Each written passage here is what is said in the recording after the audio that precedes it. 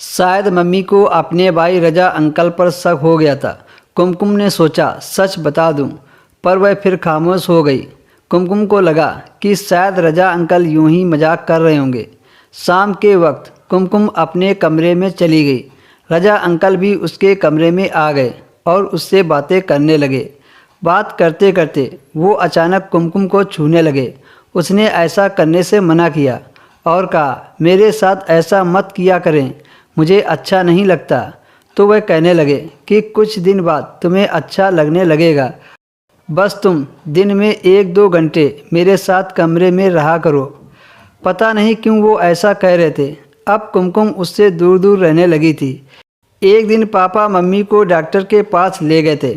कुमकुम kitchen में खाना बना रही थी, तो उस समय कुमकुम अपने गले में दुपट्टा नहीं डाले थी। वह खाना बनाने में मग्न थी। अचानक से उसने महसूस किया कि किसी ने उसकी कमर पर हल्के से छुआ है।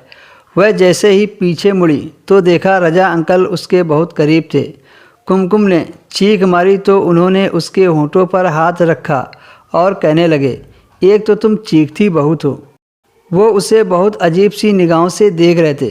कुमकुम ने उन्हें धक्का देकर अपने पास से हटाया और बाहर की तरफ भागी, पर तभी रजा अंकल ने कुमकुम का हाथ पकड़ लिया और कहने लगे, अरे नाराज़ मत हो।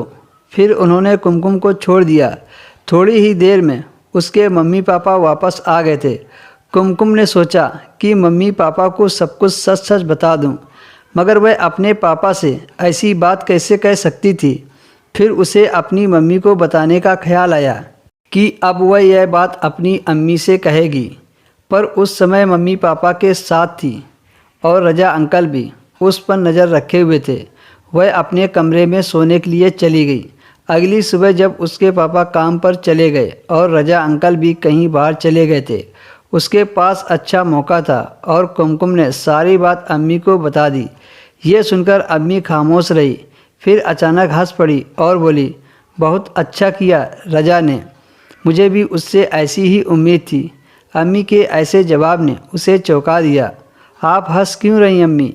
रजा अंकल हमारे साथ ज़बरदस्ती करने की कोशिश कर रहे थे, मुझे गंदी निगाहों से देखते हैं और आप उन्हें मना करने की बजाय आप हंस रही हैं। मम्मी का जवाब सुनकर वह चौंक गई। वह कहने लगी कि ऐसा करने के लिए मैंने ही कहा था। मेरा भाई पूरे दिन बोर हो जाता है, सोचा तुम्हारे साथ वक्त गुजारेगा तो ठीक हो जाएगा। तुम भी परेशान मत हो और मज़े करो। मैं तुम्हारी और रजा अंकल की सारी सच्चाई बता दूंगी, फिर देखना पापा क्या कहते हैं आप दोनों को। कुमकुम ने उन्हें पापा की धमकी दी।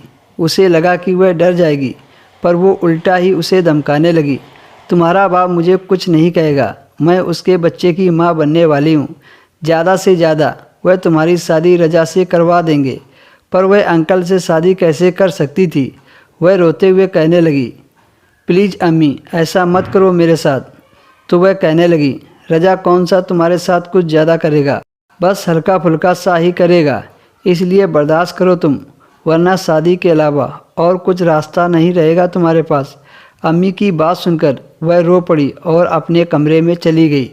दोस्तों आगे की स्टोरी आपको नेक्स्ट वीडियो मिलेगी।